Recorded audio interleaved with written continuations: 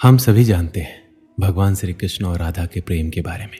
उनके बीच में अटूट प्रेम था और उन्होंने इस धरती पर प्रेम का सही अर्थ बताया था। श्री कृष्ण ने कहा है, सच्चा प्रेम वो होता है जिसमें दूर रहने के बाद भी हर पल दिल में उसी इंसान का नाम हो। प्रेमी का सबसे बड़ा सहारा उसका प्रेम ही होता है। जिस प्रेम में प्रमाण देना पड़े वह प्रेम नहीं है। प्रेम को प्रमाण की नहीं, समझने की जरूरत है। जिससे प्रेम करते हो उसे समझने की कोशिश करो। परखने के लिए तो सारी दुनिया पड़ी है। सृष्टि में एक प्रेम ही है जो लाख प्रयत्न करो खत्म करने का, लेकिन वो बढ़ता ही जाता है। प्रेम अगर सच्चा होगा तो वो आपकी परीक्षा नहीं प्रतीक्षा करेगा। जिस पर राधा को मान है, जिस पर राधा को गुमान है, यह वही कृष्ण है जो राधा के दिल हर जगह विराजमान है। समय देख कर नहीं, समय देकर प्रेम करना सीखो। जो आपको कहना है और आप कह नहीं पाते उसी को सरल भाषा में प्रेम कहते हैं। जहां आपकी कोई कीमत नहीं है वहां पर रुकना अनुचित है, चाहे वो किसी का घर हो या किसी का दिल। प्रेम में कोई वियोग नहीं होता। प्रेम ही अंतिम योग है, अंतिम मिलन है। दिल से जो दिया जा सकता है वो हाथ से नहीं, और मौन से जो कहा जा सकता है वो शब्द से नहीं। अपने कभी छोड़कर नहीं जाते, जो चले गए वो अपने नहीं होते। प्रेम सुख के साथ दुख भी लाता है, पर जो उस दुख को सुख समझता है उसका प्रेम शुद्ध और सच्चा है। जब किसी के साथ भूत, वर्तमान और भविष्य समय के विचार आते हैं, बस वहीं से प्रेम का जन्म होता है। किसी से प्रेम करने की कोई वजह नहीं होती। प्रेम तो सिर्फ प्रेम है। यदि वजह है तो वो प्रेम नहीं, पसंद है। जो मनुष्य मनुष्य से प्रेम नहीं कर सकता वह परमात्मा से कभी प्रेम नहीं कर सकता।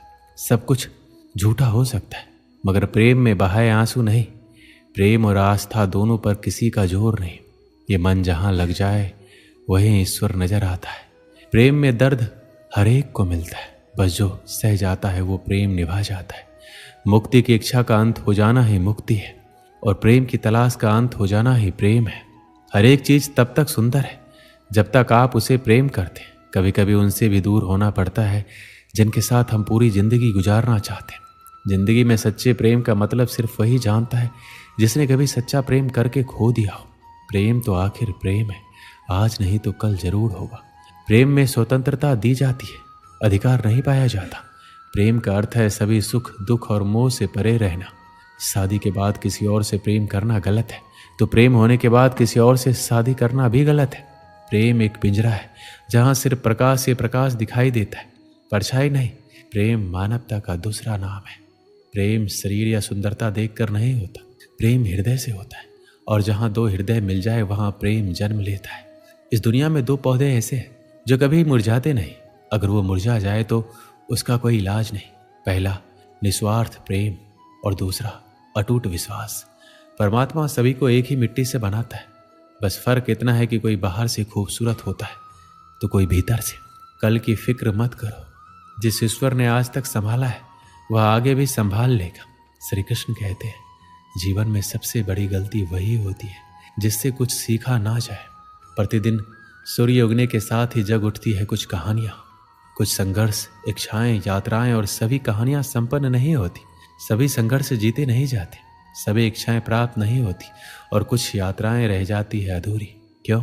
अब आप में से कुछ कहेंगे प्रयास अधूरा था, कुछ मानेंगे दृढ़ निश्चय नहीं था, कुछ क्रोध करेंगे तो कुछ इस असफलता का बोझ अपने भाग्य के कंधों पर डाल देंगे।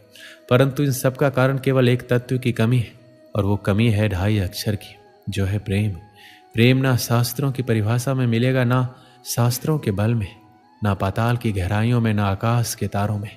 तो ये प्रेम है कहाँ, कैसे पाया जाता है? श्री कृष्ण कहते हैं, किसी भी वस्तु को बांध सकने के लिए किसी बंधन का, किसी रस्सी का होना आवश्यक है, परंतु इस रस्सी को बांध सकने का शक्ति कौन देता है? वो धागे जिनसे टूटकर ये रस्सी बनी है। अब बताइए, प्रेम को किस रस्सी से स्वयं तक बांधेंगे आप? प्रेम बनता है विश्वास से, और विश्वास की डोरी के धागे सत्य के धागों से बुने जाते हैं। अब सवाल ये उठता है कि सत्य क्या है? वो जो हमने देखा, वो जो हमने सोचा? नहीं, हमारा सत्य वो है जिस पर हमने विश्वास कर लिया, और विश्वास वो जिसे हमने सत्य समझ लिया। वास्तविकता में सत्य और विश्वास एक ही सिक्के के दो छोर हैं। जहाँ सत्य नहीं वहाँ विश्वास की नींव नहीं, जहाँ विश्वास नहीं वहाँ सत्य अपना धरातल खो देता है। तो यदि किसी को सत्य जानना है तो विश्वास कीजिए, प्रेम का धरातल बन जाएगा, मन प्रसन्न हो जाएगा। जब प्रेम की बात आती है हम सबसे पहले मन में एक नायक और नायिका का चित्रण कर लेते हैं। क्यों आपके साथ भी यही होता है ना? पर क्या प्रेम केवल नायक नायिका के आकर्षण का बंधन है? नहीं, प्रेम तो परिवार से हो सकता है, माता पिता, भाई बहन, सखा मित्रों से हो सकता है, देश और जन्मभूमि के लिए हो सकता है, मानवता के लिए हो सकता है, किसी कला के लिए हो सकता है, इस प्रकृति के लिए हो सकता है। पर प्रेम कभी उस पन्ने पर नहीं लिखा जा सकता जिस पर पहले से ही बहुत कुछ लिखा हो। जैसे एक भरी मटकी में और पानी आ ही नहीं सकता। यदि प्रेम को पाना है तो मन को खाली करना होगा, अपनी इच्छाएं, अपना सुख सब त्याग करना होगा। अपने मन से व्यापार हटा दो, तभी प्यार मिलेगा। प्रेम विधाता की सबसे सुंदर कृति है, परंतु हर कृति को संभालना पड़ता है। जब प्रेम की बात आती है तो लोग किसी का मुख स्मरण कर लेते हैं। ऐसी आंखें, वैसी मुस्कान, तिरछी भ्रूकुटी, घने केस, पर क्या यही प्रेम का अस्तित्व है? नहीं, ये उस शरीर का अस्तित्व है जिसे हमारी आंखों ने देखा और हमने स्वीकार कर लिया। परंतु प्रेम भिन्न है। प्रेम उस वायु की भांति है जो हमें दिखाई नहीं देता, किंतु वही हमें जीवन देता है। संसार किसी स्त्री को कुरूप कह सकता है क्योंकि वो उसे अपने तन की आंखों से देखता है, पर संतान उसी माता को संसार में सबसे सुंदर समझता है क्योंकि वो भाव से देखता है। तन की आंखों से देखोगे तो वैसे ही पहचान नहीं पाओगे जैसे राधा मुझे पहचान नहीं पाई। इसलिए यदि प्रेम को पाना है तो मन की आंखें खोलो और प्रेम से कहो राधे राधे। एक व्यक्ति अपने जीवन में बहुत परेशान था। सब कुछ होने के बावजूद भी वह खुश नहीं रह पाता था। एक दिन वह अपने गुरुजी के पास गया और अपनी समस्या बताई। उसने कहा, गुरुजी, मुझे सफलता प्राप्ति के लिए मेहनत और लगन से काम करने की सलाह दी थी। मैंने वैसा ही किया और आज मैं अपने जीवन में सफल हूँ। मेरे पास गाड़ी, बंगला, पैसा और ऐशो आराम के सारे साधन हैं, फिर भी मैं खुश नहीं हूँ। मुझे लगता था सफलता प्राप्त कर लेने से सुकून मिल जाएगा, लेकिन मेरे जीवन में वो सुकून नहीं है। मैं खुशी और सुकून से भरा जीवन चाहता हूँ। गुरुजी, आप मेरा मार्गदर्शन कीजिए। गुरुजी ने उसकी बात ध्यान से सुनी, फिर मुस्कुराते हुए घर के कमरे में चले गए। थोड़ी देर बाद जब वो बाहर आए तो उनके हाथ में 3 गेंदें थी। एक गेंद कांच की, एक चीनी मिट्टी की और एक गेंद रबर की थी। वो गेंदें उस व्यक्ति के हाथ में देकर वो बोले, बेटा, मैं तुम्हारी समस्या का समाधान तुम्हें बताऊंगा, लेकिन उससे पहले तुम्हें एक छोटा सा काम करना होगा। जो गेंद मैंने तुम्हें दी है उन्हें तुम अपने हाथों में लेकर एक के बाद इस तरह उछालते जाओ कि एक समय में कम से कम एक गेंद हवा में जरूर रहे। व्यक्ति उन गेंदों को हवा में उछालने लगा। वह एक गेंद हवा में फेंकता तो 2 गेंद उसके हाथों में रहती। जब हवा में उछाली गई गेंद नीचे गिरने वाली होती तो वह हाथ में रखी गेंदों से एक को हवा में उछालकर उस गेंद को पकड़ लेता। यह सिलसिला इसी तरह चल रहा था। इसी तरह गुरुजी के कहे अनुसार एक समय में एक गेंद हवा में अवश्य रहती थी। कुछ देर बाद एक ऐसा समय आया जब चीनी मिट्टी की गेंद हवा में थी और कांच और रबर की गेंद उसके हाथ में थी, लेकिन इस बार उसका सही संतुलन नहीं बन पाया और हवा में उछाली गई चीनी मिट्टी की गेंद नीचे ही जमीन पर गिरने लगी। चीनी मिट्टी की गेंद सबसे ज्यादा कीमती थी, इसलिए उस व्यक्ति ने सोचा जब 2 ही गेंद जमीन में गिरने से बचाई जा सकती है तो चीनी मिट्टी और कांच की गेंद को बचाना ज्यादा सही है। उसने तुरंत अपने हाथ में से रबर की गेंद नीचे गिरा दी और चीनी मिट्टी की गेंद पकड़ ली। गेंद गिरने से वह दुखी हो गया क्योंकि गुरुजी का बताया गया काम सही तरीके से पूरा नहीं हो पाया। उसने जब अपने गुरुजी को देखा तो गुरुजी ने पूछा, बेटा, तुमने रबर की गेंद क्यों गिरा दी? चीनी मिट्टी की गेंद क्यों नहीं गिरने दी?